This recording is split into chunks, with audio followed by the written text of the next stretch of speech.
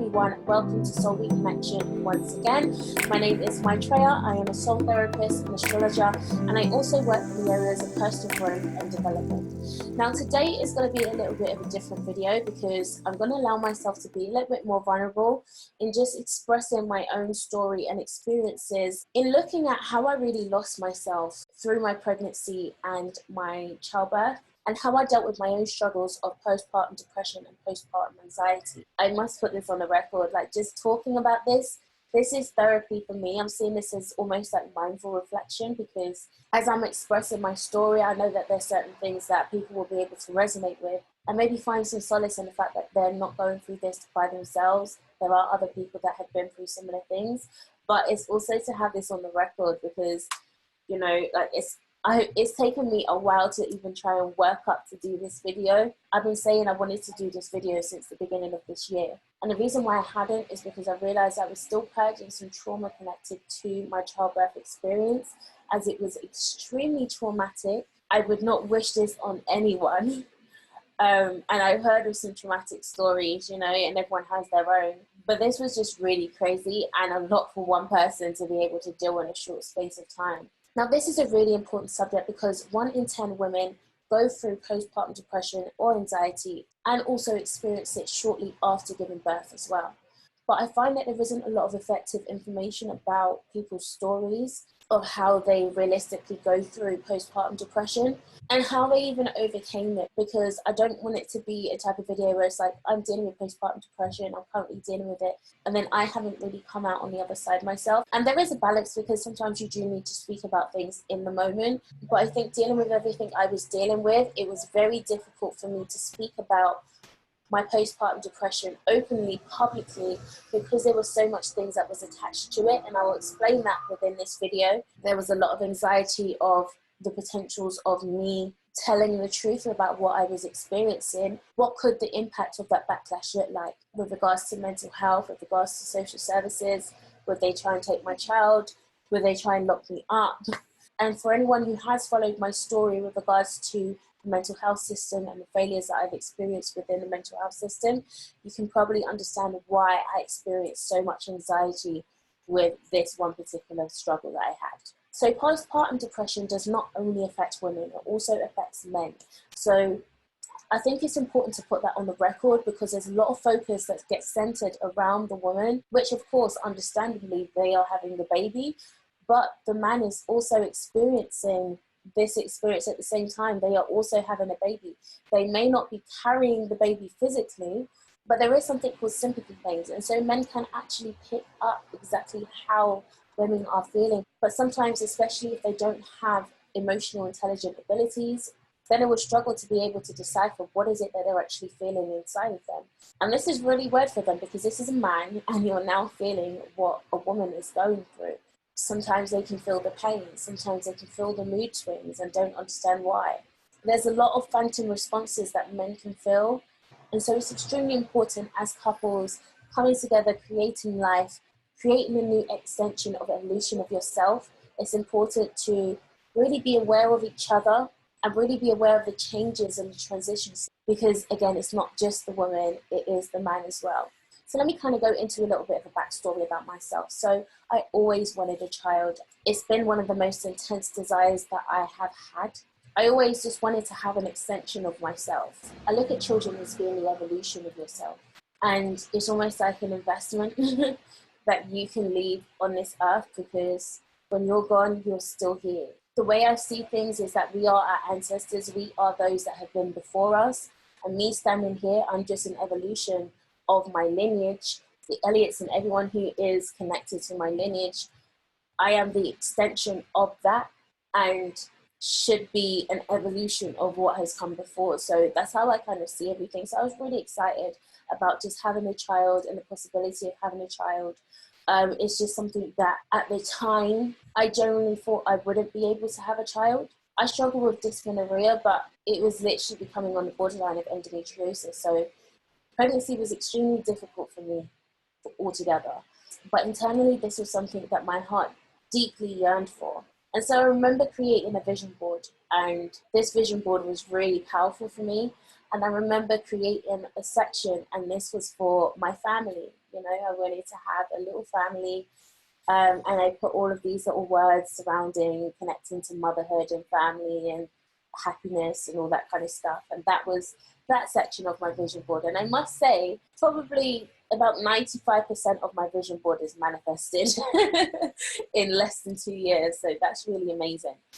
But I put that on my vision board. That's something that I genuinely wanted to manifest.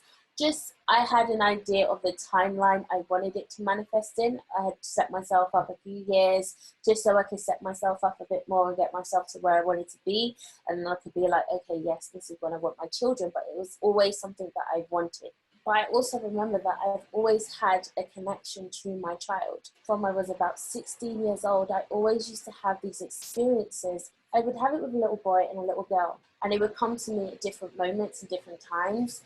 But I remember the boy, he came at a point where I was beginning to discover myself, and it's so interesting talking about this now. But I always had connection with this little boy, and he came at a moment when I was beginning to discover myself. And I remember this was just when I started going to church, and I started to really dig deeper into spirituality, but from a Christian perspective. And so I remember that there was a scripture that came to me and that stuck with me. And it was from Jeremiah 1. And it says, Jeremiah, I knew you. I formed you in the womb. I ordained you a prophet before nations. And it was basically this conversation between God and Jeremiah, where he was like, yeah, I already knew you. Like, I already created you. I already knew what your life was going to be. And, you know, this everything was predestined and things like that.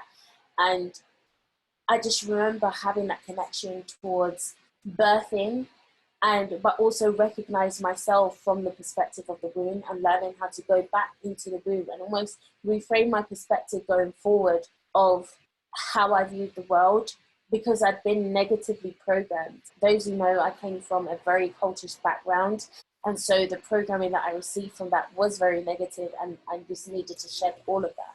But I remember throughout my life, there would be significant moments when this child would come up, and it would always be times when I felt I was at rock bottom, and I'd be crying, and I would just feel the presence of this baby come and just hold me. And it was just such a warming experience that I was just like, wow, I just can't wait to have a child so that I can actually physically have this experience tangibly and, you know, really harness the power of this experience. And I know a lot of this is coming from my own subconscious traumas because of the disconnection that I had with my own mother, feeling like I'm the black sheep in the family and I don't really have a place in a family. My passion was always just to make sure that I could create an environment to where I could have my own child and ensure that they don't need to go through the experiences that I had to go through. I had vowed from a child that I would love my child and that I would give my child everything that my child needs. My child would never have to want for nothing, and that the love and the affection that I craved from my own family and my mother and my father, that they would be able to get that in abundance. And it doesn't mean to say to overcompensate for what I didn't have, but to make sure that the balance is restored, because I didn't want to continue the same cycle. I didn't want to continue the same story. So about 6 months before I got pregnant, I noticed I started to have a more intense experience with this child, and I started to feel their presence coming up a lot more. And I remember specifically, I went somewhere, I was on this course, music potential course with Capital Extra, and I remember I met someone there and they gave me a crystal. They gave me a Tektite crystal. And for anyone who works with Tektite, you know that is crazy intense energy. If you want to just shift your life just like that, go get yourself a Tektite. But be careful, because you might not like the roller coaster ride. And when I tell you my story, you'll understand why. You definitely want to be careful when you start playing with these types of crystals, okay? They're high vibrational for a reason, okay? So I remember he gave me this Tektite, and I went home and I meditated with this crystal. So I remember sitting down, I was just meditating, and I remember holding it by my room. I don't even know why I was doing that, but it was just something that I innately did. I was just holding it there.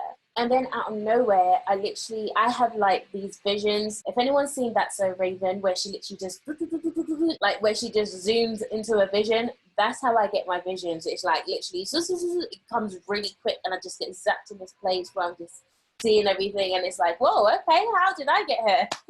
So I remember I felt this, before I had the vision, I started feeling this intense vibrational energy that was hitting my room. And then I got transported to Egypt, like in this vision, and I was just seeing the pyramids, but I saw the pyramid, the Great Pyramid of Giza, and it was like the vibration, there was like a vibration and a light that was coming from there, but it was hitting my womb, and there was like this connection that was happening. And I was like, okay, this is really intense. I can definitely feel that there's some high vibrational energy that's trying to come in. And I definitely knew I was going to get pregnant at this time. I started pulling cards, tarot cards, oracle cards, and pregnancy kept coming up all the time. The Empress card, like literally every time I pull an oracle card, no matter what deck it would literally be pregnancy. And like I was like, okay, yeah, the universe is really trying to play me at this point. So I knew I was about to get pregnant. So when I felt this vibration, I remember getting a message. I had a message come through, and this message was, make sure you clean your portal. Make sure your portal is ready. Make sure it's prepared. I just knew that I had to do some type of preparation. And the preparation I knew I had to do was some deep, deep purging. And the messages that were coming, and I can't remember what it was saying verbatim, but just paraphrasing, the messages that would come through was, as a woman, and I researched this later and I found out it was true, but it was like, as a woman, you are born with all of your seeds from birth. So even in your mother's womb, you are carrying all of the seeds of the potential children that you could ever have. So literally in one womb, there is 3 generations. So I was like, okay, I'm carrying a lot here. There's a lot of burden on me in terms of I have a duty to ensure that I heal myself, because all of the experiences that I personally experienced in this lifetime, the children that become birth from me are also impacted by the traumas that I've also experienced. So if I don't go through a process of deprogramming and purging out all of my traumas and all of my genetic curses or attachments or karmic attachments, and just making sure that I'm dealing with everything that I need to deal with in this realm, then that will transfer onto my child before they've even been born. I don't think that's fair that children have to come into a world carrying karma of their parents that they didn't even want to start dealing with. I think that's really selfish, and I think it's extremely unfair. And that's something that I didn't want to put my child through without even having my child physically in front of me at this time. Yeah, I wanted to make sure that I went on that journey. And so this is when I started to do a lot of womb clearing and a lot of womb work. This is actually when I started really honoring my period as well, because I had really painful periods. And so I would do moon cycle rituals every single month. I was on my period, making sure I'm honoring my body, making sure I'm honoring my womb. And I wasn't doing this for the preparation to get pregnant. I was doing this for the preparation to make sure that when the time was ready for me to get pregnant, I was already in that position to make sure that I had healthy seeds seated inside of my womb. So I started doing all of these rituals. I started really coming into myself, and there was the self-discovery that came from that, the awakenings that came from that was just totally out of this world. I was at a very heightened state of awareness that I've never been in my whole entire life. And I've always been at heightened states of awareness since the age of 16. Interesting, my 16th birthday was 666, probably why. But I've always had a heightened sense of awareness. And you understand, as I'll go through this story, how this really heightened before I even got pregnant. Now, just going back to the energy of this baby, I remember, and it's so interesting just thinking about it right now, because the way that this baby used to hold me almost like a father, like a very protective energy, but it also had a very nurturing energy at the same time. And it's so interesting because my son, he does the same thing now. The way that he holds me, he literally puts his arm around my neck and he does that. He pats me on my back, like, you know, when you give someone a hug and you're just like, oh. And he actually, like, he puts his arm around me and he's like, like how a father would with a daughter. It'd be interesting. It's really interesting. I feel like there's some past life connections definitely there. But that energy is really beautiful. And I'm just grateful that I have an awareness of this type of energy as well. So I really had to go into this process of healing. And I remember this was a time when I was really digging deeper into like intuitive creative therapy, and I was just allowing myself to just creatively express myself in whichever way I felt fit.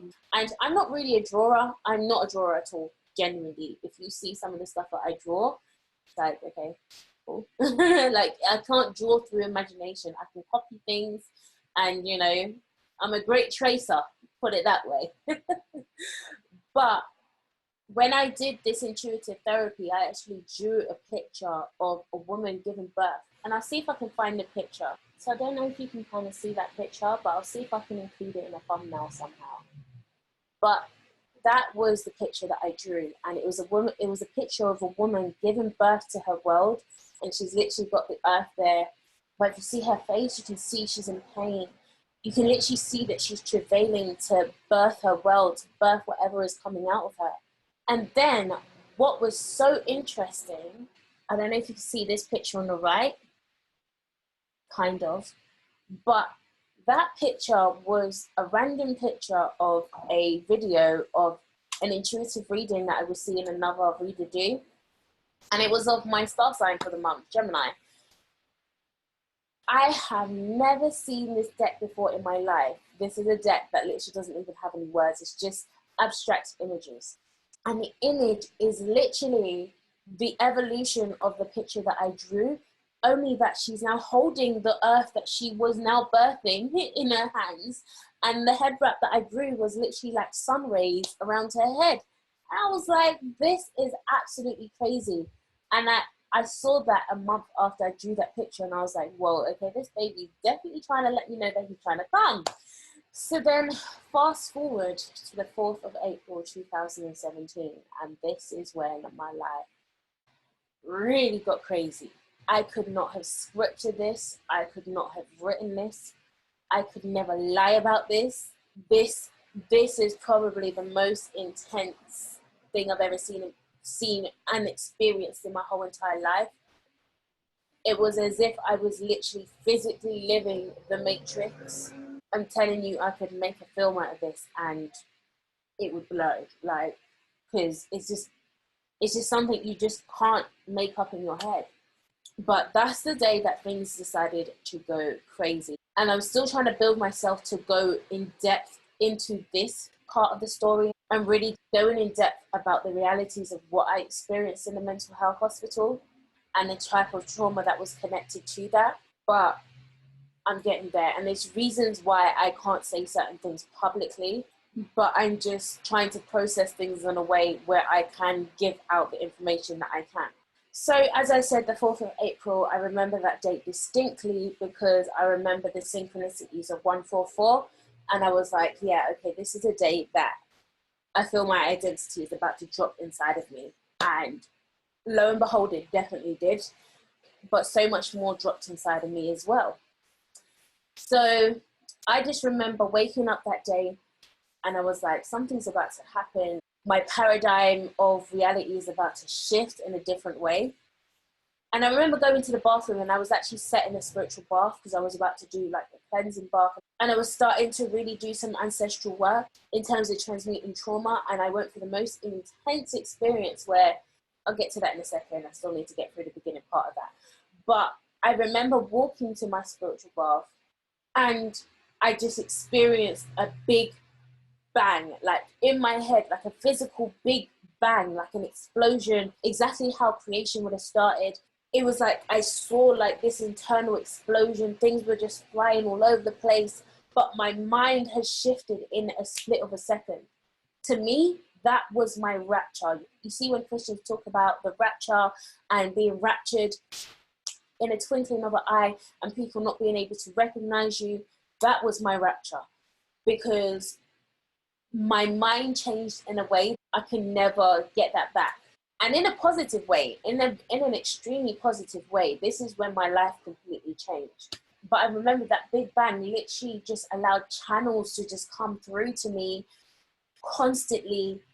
And I remember that's when I started channeling. I started actually creating a book, and the book was called The Rediscovery of the Alchemist Within. And this was of things that I was just channeling, just coming to a deep understanding of things. So then that happened, and then I remember going into the bathroom and having my spiritual bath. And I remember going through this circular process of transmutation where I felt all of the traumas of my lineage. Then I had to go to a place of acceptance to where I could accept what was coming up. And then I had to go through a process of releasing to where I would just like sweep it out. And then it was like this circular process where I was like just recycling energy, recycling traumas, recycling memories as a process of a purge. And it was the most intense thing I've ever experienced in my life, and so surreal at the same time because I felt everything. It was like where the Bible talks about Jesus, where he was literally marred with the sins of man. I literally was marred with the traumas of my lineage. I felt it all, my face felt it, everything. So I really had to go into that. Then later that day, I remember doing a session with someone and the person was pregnant. And after the session, I saw like a few golden seeds come through a portal, but I saw one particular golden seed being placed in my womb. And I was like, whoa, okay, what's this golden seed? I intuitively knew what that was. I knew this was like a spirit. It's almost like I felt like the spirit of my child was being implanted into my aura before I was able to physically conceive him. And I felt him. And I remember when I received that seed, what I heard was, guard this with your life. Those are the words that I heard. Guard this with your life. This is sacred and you need to guard this with your life. So then, obviously, I'm a spiritual person. I'm very spiritually aware. I started feeling the energy just going really, really dodgy. And I felt this innate need that I needed to protect myself. And I'll go into more depth about this side of the story again in another video. I had to take myself to a hotel. So when the golden seed came through, I also saw these stars coming through the window. Like, they were little stars. They're not stars, obviously, but they looked like little stars, like little fireflies of energy that just came through my window at the exact time of when this seed came in. And I was like, what is this? And the way that the light came in, it came like, when a window's open and the sun is there, so there's one ray of light that comes through your window. The thing, it came through like that, and I was like, wow, this is really interesting. And I remember around this time I was having a very, very close connection with my godmother, who passed away when I was 7. She was like a mother to me. I literally see her like my mother and my best friend.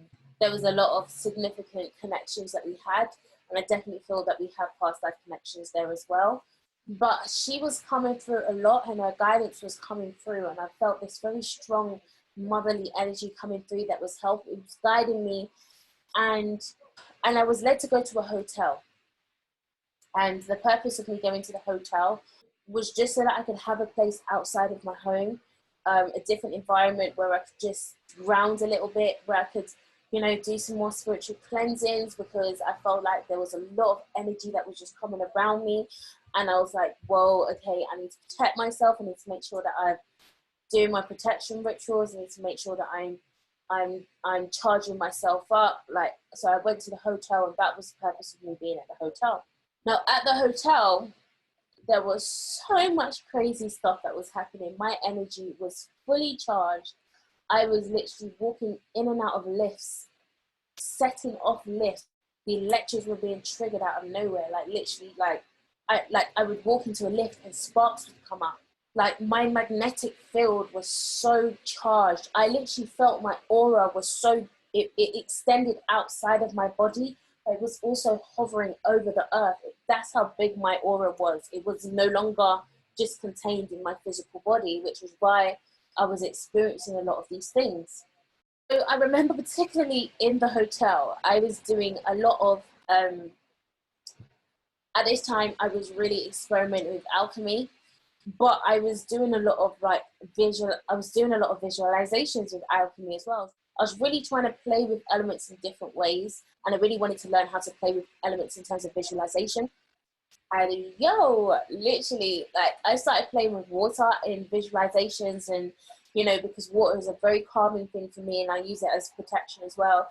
And I remember doing these rituals and then coming out of the hotel, coming back, and then telling me that I flooded the hotel, my hotel room 5 floors down, asking me how did I do that. I'm like, I don't know. I didn't turn on any taps. I didn't, I did nothing. Like, I couldn't tell them I was doing like visualizations or anything, but flooded the hotel.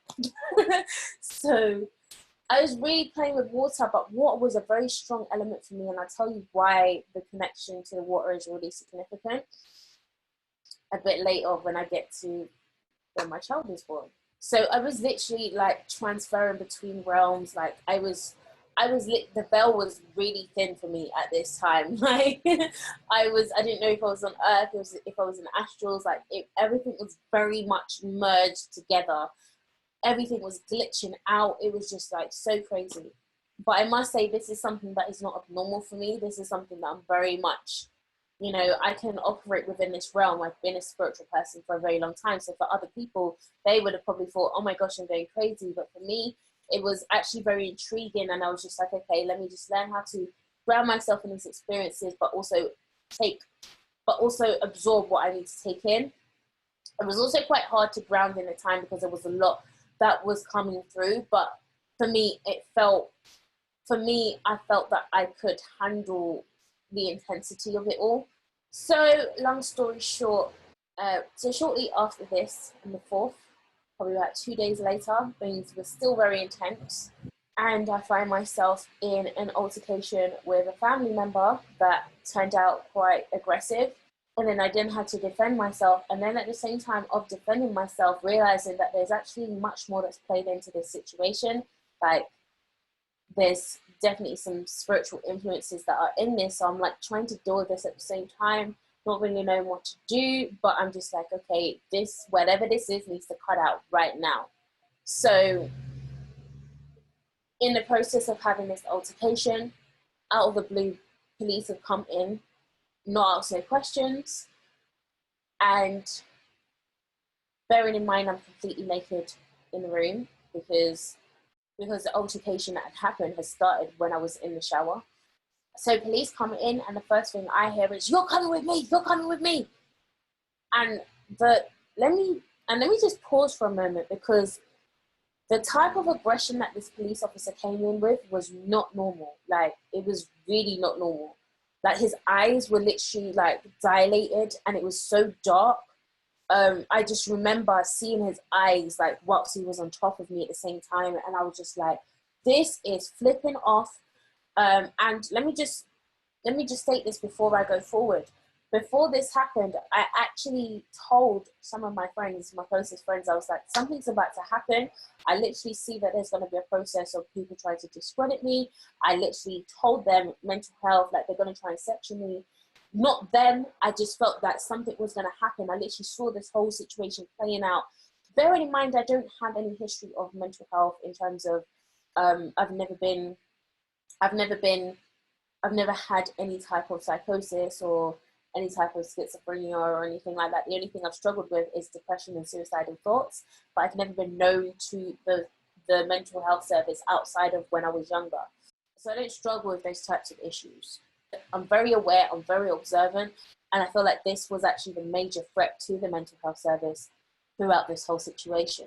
So he's come in, he's arrested me, he's put on some cuffs. I don't even know what the hell is happening at this point. And then out of the blue, an ambulance comes, and he's like, you can choose to go with the police or you can choose to go with the ambulance.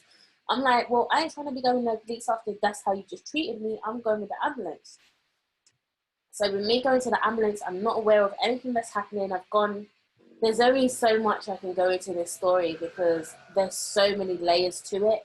And I could probably do a whole video and there will still be a whole lot more to say about this story. Like, the only person who's heard the fullness of the story or how much I can remember is my partner.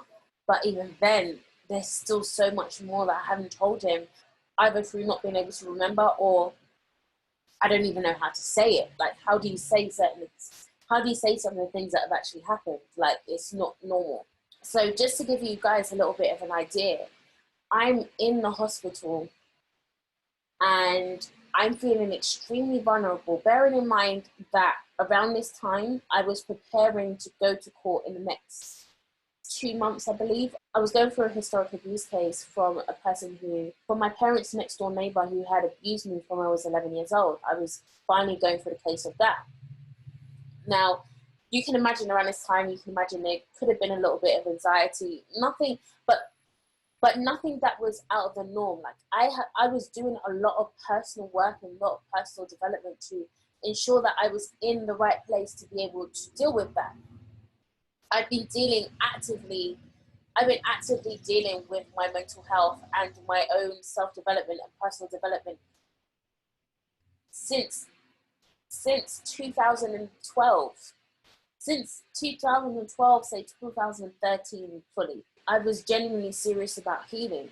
So I had taken dramatic strides, especially since 2015. That's when things really started to shift for me. And it's not to say that I didn't have any struggles or things like that, but I felt like I was in control of my own struggles. It wasn't something that was over me. There may have been times when I felt really low, but all I needed to do was just write, do some journaling, and I was back on point. So it wasn't something that I needed to be admitted into hospital for, or I needed to have any type of medication for. I just needed to do what I needed to do. Everyone deals with their mental health. Everyone's got mental health issues that they're dealing with. I had a way to be able to deal with mine effectively, and I finally found a way of how to deal with that. Now, a bit into that and a bit into background of how that connects to my family. So I've come from a Christian environment. I was very, very involved within the Christian scene, and obviously my family is still Christian. And so when I went on this transition, 2014, 2015, and I left church, that was very disabling for them, because they thought, where did this come from? Someone must have influenced you. Where it's just come out of nowhere. Who are you now? You've now become a witch. You're doing black magic, obia, juju, all of this type of stuff. And I'm like, you really just need to understand what I do and who I am, rather than putting all of these judgments on me that you can't even confirm for yourself. Do you know what I mean? It's just because you've been taught that everything outside of Christianity is demonic. You just don't accept who I am and what I do, but that's okay. But that was kind of like some of the background behind what was happening with my family. So going forward back to the hospital situation, this is what I was trying to explain to them, because I was like, I don't even know why I'm here. I don't know what's happening. You just need to send me home. And I remember the first hospital I went to was a general hospital. The stuff that happened in there, I can't even talk about the fullness of that publicly, because the stuff was not normal at all. They literally tortured me that whole night psychologically. They created scenarios that was like, they had a man come into the hospital and act like he was coming after me, like screaming, where is she? Where is she? They actually personally said to me, there's no one else here. There's no security. Somehow they've taken them all off the ward. So it's just us two. And we don't know like how we're going to protect you. These are the kind of things they were creating. And so much more worse. Oh my God, they would literally have people, whilst I'm trying to sleep, they'll have people literally trying to touch me whilst I'm sleeping. Like, they literally had me trying to stay in this constant state of anxiety, and they were trying to create situations to trigger me to justify their actions. So with that, they had me in a general hospital for a few days. All of the days were all meshed up. I didn't even have my phone at the time as well. So they had me in there a few days. Then they carted me off to Hertfordshire without even letting me know what was happening. And bearing in mind, I started off in Birmingham, because this was when I was living in Birmingham. So living in Birmingham, then I went to Rugby as I was visiting a family member. From Rugby, I've got taken to Coventry Hospital. Then from there, I've been transferred to Hertfordshire, which is a mental health institution that I didn't know that's what that was. I'm in there. They're forcing medication on me. They're injecting me without even asking me. So basically what had happened was that I was in the room and they all tried to come into the room, and it was like really claustrophobic. And I was like, everyone just needs to get out of the room. I need some space. I still hadn't known what was happening at this moment. And then out of the blue, yesterday, they all came in and started injecting me. And that wasn't just an injection. That was a flipping tranquilizer, because I woke up on a mattress on the floor in a hospital with no duvet, no nothing, just on the floor in a mattress in a hospital. And this is supposed to be a mental health hospital. So that happened in that hospital, and then I moved, and then for me to have got discharged out of that hospital, they'd forced me to go back home to my mum's, which meant that I had to be living next to the person I was taken to court. That didn't make any sense, but that's what they forced me to do. So in the process of all of this happening, I lost my home. I lost everything inside of my home, because that's another long story, but I lost everything. And so I literally at 28, 27, having to go back home to my mum's with nothing to my name, back living with my family, where I don't really agree with their standards and their mindsets. I had got used to being in my own space. I was comfortable with my space. I had created my space as my little sanctuary. I didn't want negativity to come into my space. And so I didn't have any control over that living back at my parents' home. So that was extremely crazy for me. And the way that they had used this whole mental health scenario as like a weapon of control, because they will never identify any of their mental health issues. They will never identify any of their mental health issues, but use this as protection to evade their own and project all of their issues onto you. And so it became a very intense struggle for me going through this experience. And then what made it worse is that after coming home, like literally a day later or a day or two later, my mom had taken me in to go into the hospital just so I could get a checkup. I didn't realize that she was talking about a mental health checkup, because they literally look at me, anything I do, they will literally see as mental health. I could literally be singing, I could literally do anything. Like, they will literally see that as me having some type of mental health condition, because they don't understand, and it's not something they would do. So she was taking me to a checkup for my mental health, and I was trying to get for a checkup for my physical health, because with this whole situation that had happened, I was physically feeling like my body was weak, even when I was in the hospital. And I was trying to let them know, I have a physical issue. Like, I feel weak. I feel very weak. Like, no one was looking at my physical conditions. They didn't even give me water. When I'm crying out for water, no one gave me water.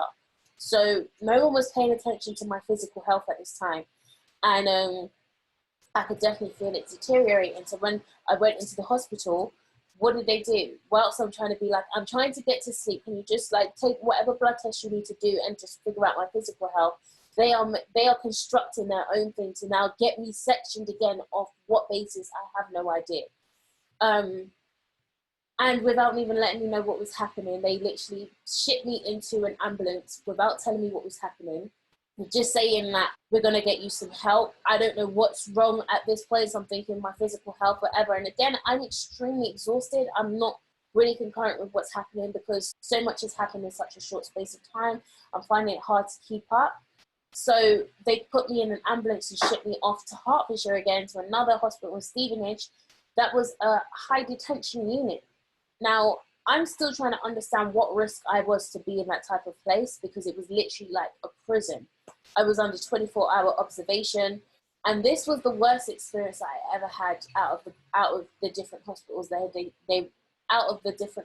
that they were transferring me to, basically trafficking me to. This is literally human trafficking, when you're literally taking people around the country against their will, with no physical, like, justifiable reason to actually be doing that. So in this hospital, this is where I experienced the worst experience, and they were actually not only tortured me, they threatened me. I was sexually harassed in this hospital.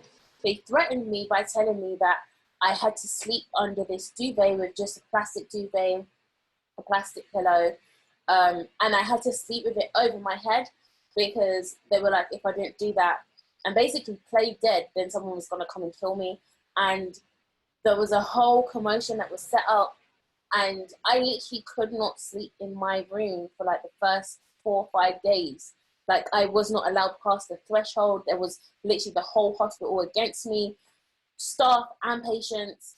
It became a mess. I didn't even know who was patients and who was staff at this point. It just got really crazy. And so that's the type of experiences that I was experiencing in the hospital. Now, within the hospital, and especially throughout the first experience, I still remembered this sacred seed that had been planted within my room. So I was aware there's something I needed to protect. And this was clearly the situation that I needed to protect myself from.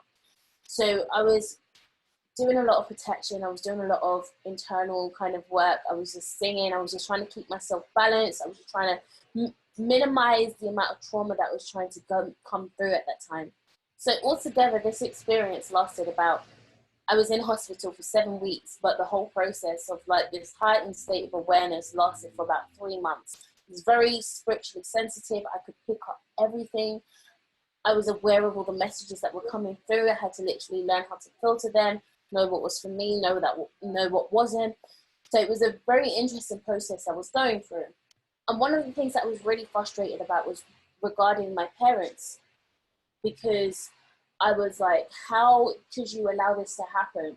Now, if I want to have children, what type of impact do you think that would have on my children? Like, if anything happens to me, they can literally just drag me back into this place, and then I'm at risk. Like, why would you do something like that? So I was really, really frustrated about that. And it's just interesting that my focus was on children and having children at that time.